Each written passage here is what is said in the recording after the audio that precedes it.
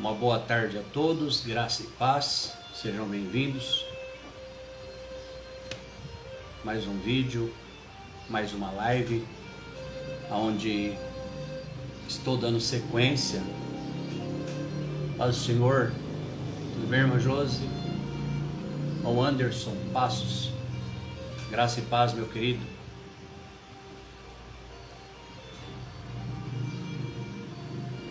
Onde dando uma pequena sequência a respeito das igrejas da pequena Ásia, que está descrito no livro do Apocalipse.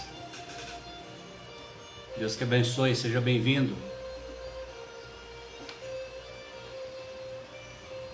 Amém, irmã Josi, Deus abençoe. Então já havia feito outro vídeo a respeito da igreja de Éfeso, onde trouxe um panorama, um pequeno panorama, demonstrando as outras igrejas. Essa acredito que vai ser um pouco mais curto, a respeito da igreja de Esmirna, né? Que faz parte do livro do Apocalipse. É uma das 7 cartas enviadas àquelas igrejas da Ásia Menor. E é uma carta curta, mas muito rica em significado. Então nós vamos fazer uma análise e ver como muitas coisas se aplicam até a nós nos nossos dias. Felipe, Gabriel, paz Deus, meu querido, tudo bem? Então primeiro nós vamos ver Esmirna, a atual Izmir, na Turquia, nos dias atuais. Era uma cidade próspera e rica na época em que a carta foi escrita. Ela tinha um porto bastante importante, o que tornava um centro comercial e bastante significativo. Era conhecido por sua lealdade a Roma e por sua devoção ao culto imperial, que trazia tensões naquela época para os cristãos que se recusavam a adorar o imperador.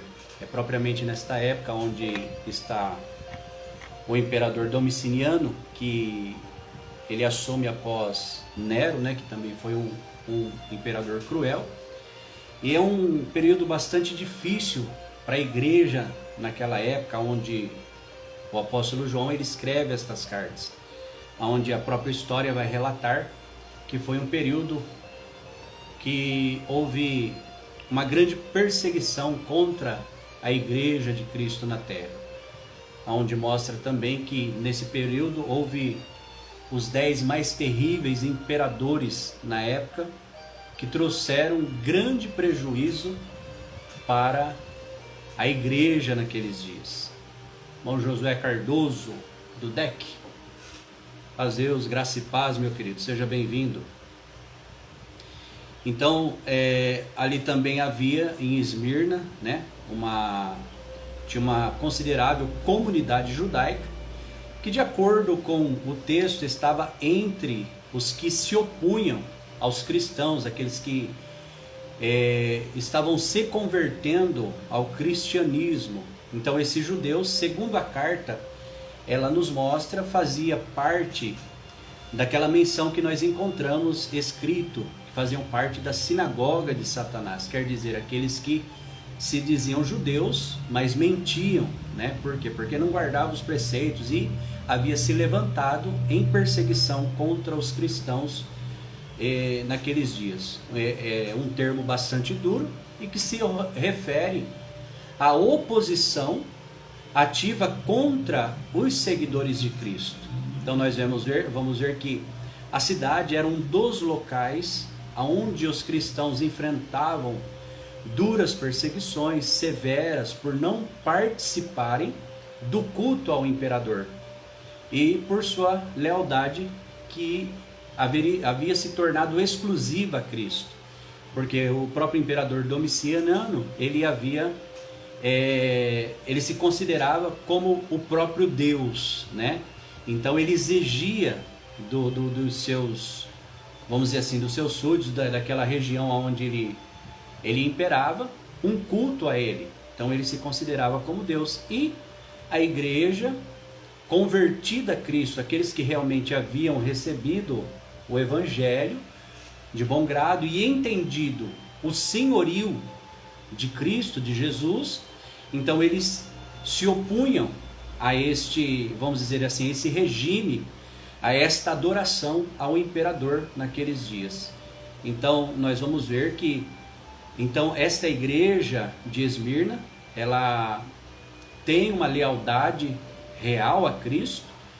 Nós vamos ver aqui também que é nesse período, nesta igreja, Policarpo, né, bispo de Esmirna, que era o responsável ali por esta igreja, nesta localidade, é o tempo onde ele foi martirizado por volta do ano 155 depois de Cristo, e exemplificando a oposição feroz que os cristãos estavam enfrentando naqueles dias. Então nós já conseguimos perceber quantas coisas horrendas que o povo de Deus, a igreja de Cristo, ela já tem passado na terra. Dias muito difíceis, dias tenebrosos, né, que o povo enfrentou, mas houve sempre aqueles que procuraram guardar a palavra de Deus, o evangelho dentro do coração, e enfrentando duras oposições daqueles que se levantavam contra a igreja. Então a carta, nós vemos que ela segue um padrão, né? Como as outras 6 cartas, que, como nós já vimos no outro vídeo a respeito da igreja de Éfeso, e as outras demais também, ela segue um padrão, e que sempre vai ter no início dela dizendo, né, ao anjo da igreja.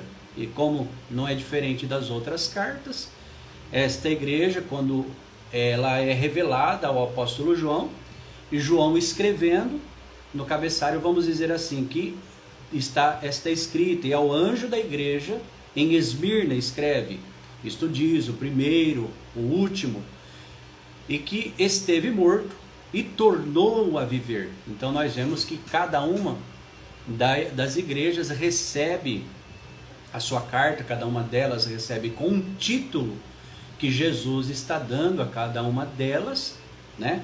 E para que cada igreja ela seja identificada devido às suas lutas, aos seus problemas que está passando. Vemos que alguma dessas igrejas vai receber a sua correção, vai ter o seu elogio, né? E uma forma de Jesus tratar com cada igreja para que naquilo que elas estavam, vamos dizer assim, agindo de uma forma contrária àquilo que ela havia recebido dos próprios apóstolos, para que elas retornassem aos seus princípios morais, né, e espirituais, para que a igreja ela continuasse na sua caminhada, né? Então vemos também no versículo 8 a identificação de Cristo, que ele diz ao anjo da igreja de Esmirna, escreve, isso diz, o primeiro, o último, o que esteve morto e tornou a viver. Então Jesus aqui, ele é apresentado como o primeiro e o último, né? E é interessante que esta afirmação escrita pelo apóstolo João, na revelação que Jesus dava a ele, está ecoando ao livro do profeta Isaías, no capítulo 44, verso 6, e também 48, versos 12, e como aquele que esteve morto e voltou à vida, quer dizer, enfatizando a sua soberania sobre a morte. Essa imagem é interessante, que ela é crucial para a igreja em Esmirna. Por quê? Porque a igreja ela estava enfrentando a morte, né? Ela estava enfrentando o martírio naquela época. E Jesus, que havia vencido a morte, o Cristo ressuscitado, ele dá esta revelação ao apóstolo João para encorajar esta igreja, né? E nós vemos também que aí no decorrer da carta vai haver um elogio e um conhecimento da condição daquela igreja, né? Isso demonstrando como, da mesma forma com a igreja de Éfeso, que Jesus, ele conhece o que acontece com a sua igreja. Até mesmo nos dias de hoje, nos nossos dias atuais, diferente como muitos às vezes pensam, né, que nós vemos aí as igrejas andando de certa forma, mas os olhos do Senhor estão sobre a igreja na face desta terra, como estava naqueles dias sobre a igreja de Esmirna, né? Então nós vemos que aí Jesus ele vai dizer assim: conheço a tua tribulação, a tua pobreza, mas vemos que aqui ele traz e diz assim: mas tu és rico. E a blasfêmia dos que se declaram ser judeus e não são, sendo antes da sinagoga de Satanás.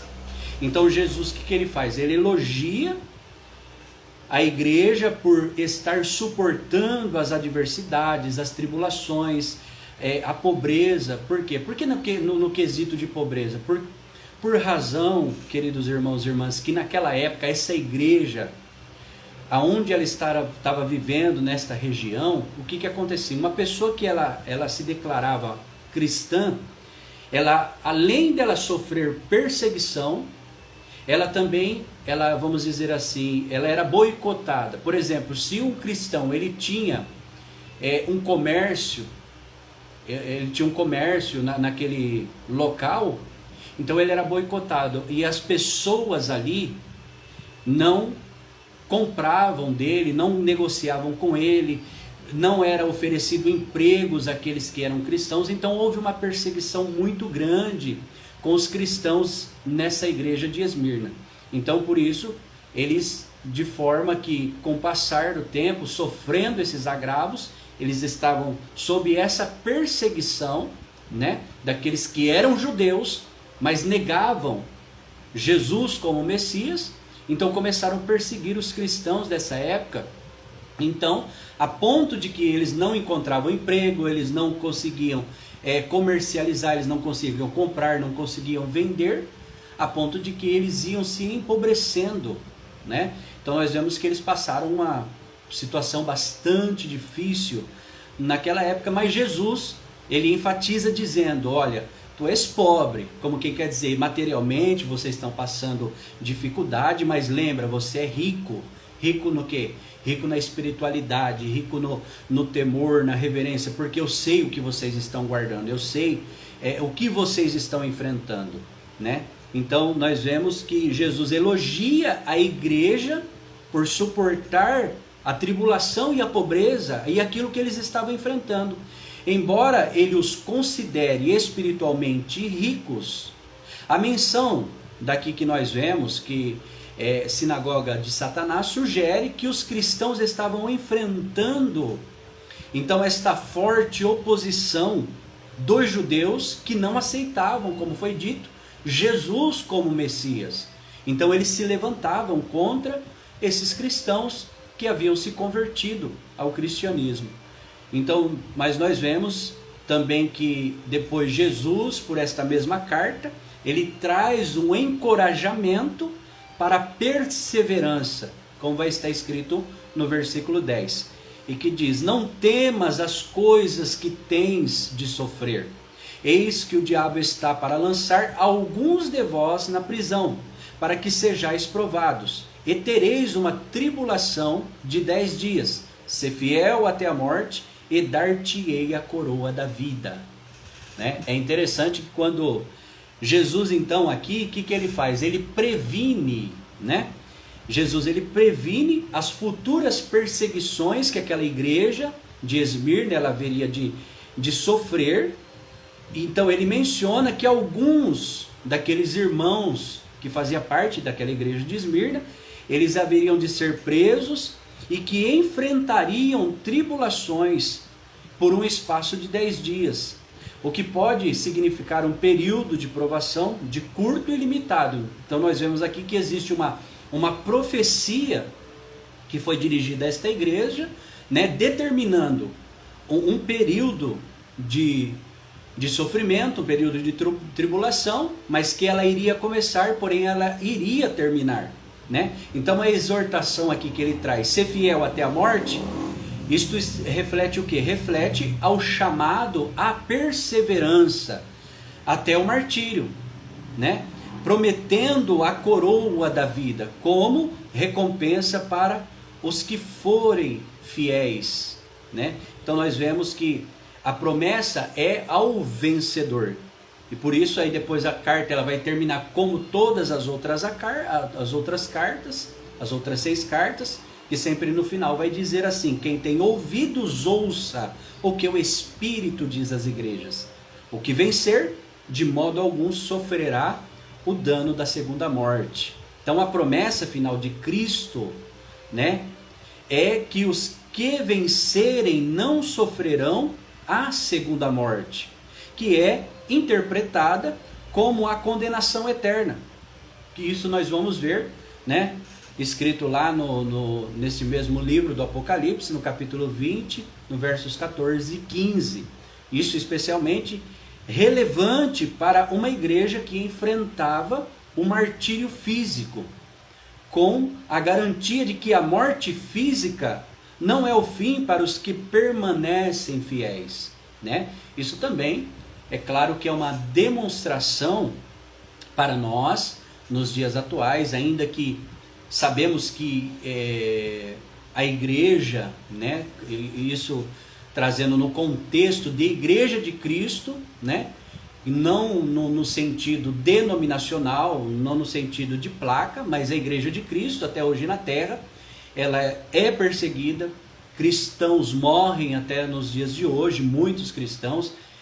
Há uma estimativa de que aproximadamente, salvo engano, se eu errar, alguém pode me corrigir, mas aproximadamente aí entre 200 mil cristãos morrem por ano por simplesmente professarem o nome de Cristo, o cristianismo, crerem em Jesus. Então nós vemos que, embora nós aqui no país que nós vivemos, né, existe uma afronta de outras formas, mas existem lugares que cristãos são martirizados, cristãos são mortos por não negarem a sua fé a Cristo. Então, mas só que Jesus, dentro dessa carta, tanto a Esmirna como a nós, nos nossos dias, e aqueles que por uma eventualidade venham sofrer a morte física por amor do Evangelho, a promessa é uma só: que devem permanecer e perseverar na fé,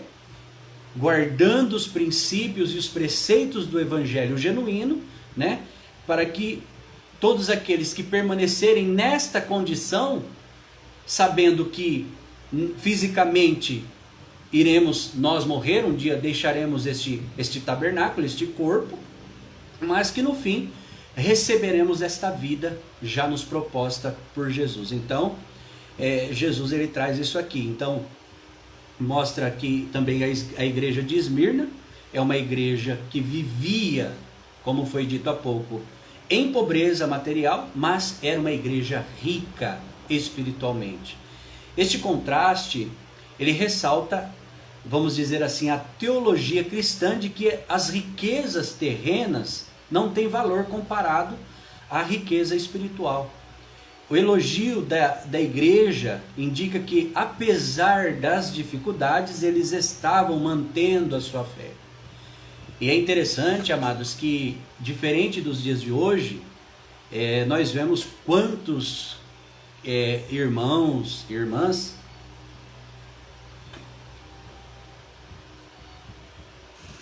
que estão dentro das igrejas e que muitas das vezes sofrem pequenos agravos, dificuldades da vida, do dia a dia, e são pessoas que facilmente se desanimam na fé. E nós já podemos perceber neste estudo que está sendo apresentado aqui o que esta igreja de Esmirna sofreu, mas os cristãos daquela época, eles mantiveram a sua fé em Cristo, permaneceram, e a promessa de Cristo a todos aqueles que forem firmes, né, mesmo sofrendo os agravos da morte física, receberão a vida eterna com glória nos céus, né? Então, nós vemos aqui, então, a menção novamente, né, da sinagoga de Satanás, que reflete a intensa oposição dos judeus que não aceitavam a mensagem cristã. Esses judeus provavelmente estavam denunciando os cristãos ali daquela cidade, as autoridades romanas, contribuindo para a perseguição que se levantava contra aquela igreja. E depois nós vamos ver que a provação e a coroa da vida, o aviso sobre a prisão e os 10 dias de tribulação reflete o fato de que a aprovação dos cristãos ela é temporária, enquanto a recompensa pela fidelidade é a coroa da vida eterna, né? Isso também reflete a esperança da ressurreição e da vida eterna para aqueles que estão em Cristo. A segunda morte, ela é clara, é uma clara referência à morte espiritual e eterna. Para os cristãos de Esmirna, que enfrentavam a morte física, esta promessa era uma garantia de que, independentemente de sua morte terrena, a sua alma estaria segura com Cristo. Então, esta carta de Esmirna, ela é poderosa, né? Nós vimos, traz uma lembrança, a lembrança dos cristãos de que mesmo em meio à pobreza, perseguição, e até mesmo ao martírio, Cristo está no controle e oferece uma recompensa eterna para os que permanecerem fiéis. Então o que acontece? Ela desafia os crentes a manterem a sua esperança em Jesus, que venceu a morte, e a olharem além das circunstâncias temporais, daquilo que todos nós podemos enfrentar no nosso dia a dia, no percurso da nossa vida terrena, confiando na promessa da vida eterna que está sobre cada um de nós. Então esta igreja de Esmirna serve como um exemplo de perseverança e fidelidade, sendo um modelo de como nós crentes devemos encarar tais desafios que se levantam na nossa vida, sofrimento, mas tudo isso com confiança em Cristo. O chamado é para que, assim como eles, nós também sejamos fiéis até a morte, sabendo que a recompensa final é o quê? É estar com Cristo na eternidade, sem o quê? Sem sofrer e sem ter o medo da segunda morte. Eu espero que vocês tenham gostado do nosso estudo a respeito desta carta, dessa segunda carta do Apocalipse, à igreja de Esmirna, e vamos procurar colocar em prática o que nós aprendemos, não temendo aquilo que muitas das vezes nós estamos enfrentando, mas tendo sempre em visão aquilo que já nos está proposto através do Evangelho em Cristo Jesus nosso Senhor. Que Deus abençoe a todos, uma ótima tarde e até o próximo vídeo. Graça e paz a todos, em nome de Jesus.